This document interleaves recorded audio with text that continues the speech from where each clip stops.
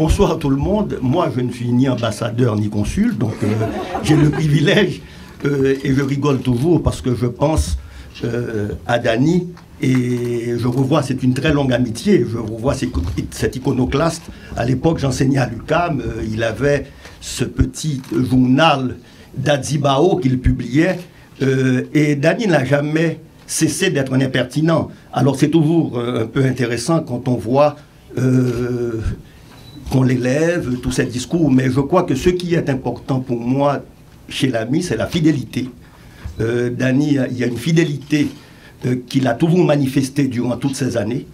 Il y a aussi le fait que Dany n'a jamais cessé d'être un iconoclaste. Au fond, c'est un gamin qui, lui-même, on le voit dans toute son œuvre, il prend plaisir à l'écriture, il prend plaisir, il a été journaliste, il a toujours pris plaisir à l'écriture, mais avant tout, Dany, c'est un lecteur.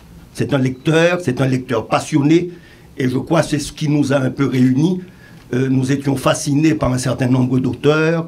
Je l'ai suivi tout au cours, je dirais, de ces... Bon, ça nous donne un peu l'âge, ça nous vieillit un peu, je suis un peu plus vieux que lui. Mais ça fait peut-être plus de 30 ans. Je rentrais à l'époque d'exil, lui il était déjà à Montréal quand on s'est rencontrés. Et Dany, pendant tout ce temps, il a bâti cette œuvre. Il a commencé avec ce livre au titre équivoque, Comment faire l'amour avec un ex sans se fatiguer.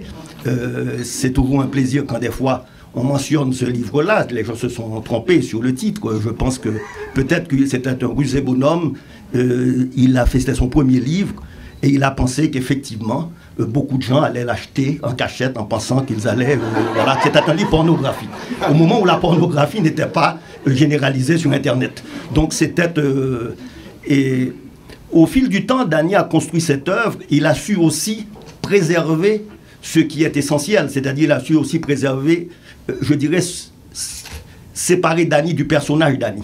Le personnage Dany était un personnage public. Il y a ce personnage qui est resté fidèle avec toutes ces femmes qui l'entouraient, depuis sa mère, sa sœur, sa femme, ses filles. C'est un homme entouré de femmes, et dans le bon sens du terme aussi.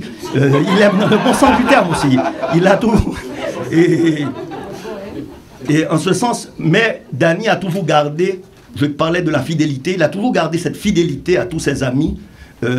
Il a toujours été disponible. Je suis moi-même surpris des fois, j'essaie de ne pas l'emmerder pour lui demander de venir dans les machins, parce que je sais que c'est un homme pris, mais des fois je le vois dans des petites manifestations, je dis mais où il prend le temps, parce qu'il faut quand même qu'il écrive. Et je finirai sur une note. Je me rappelle qu'on était à Port-au-Prince. Est-ce que c'est moi qui invente ça ou c'est lui qui l'a dit? Quand quelqu'un, c'était une jeune femme assez straight, qui lui dit « Monsieur, vous parlez tout le temps de sexe, de sexe, de sexe ». Il a dit « Mais je parle aussi de cul. » Parce que pour écrire, non, il faut bien qu'un écrivain s'assoie sur son cul pendant des mois pour produire une œuvre. Alors, et Dany, cher ami, on vous invite maintenant à prendre la parole, parce qu'aujourd'hui, c'est ta fête, c'est pas la mienne. Donc moi, je ne suis là que pour te présenter. Bravo!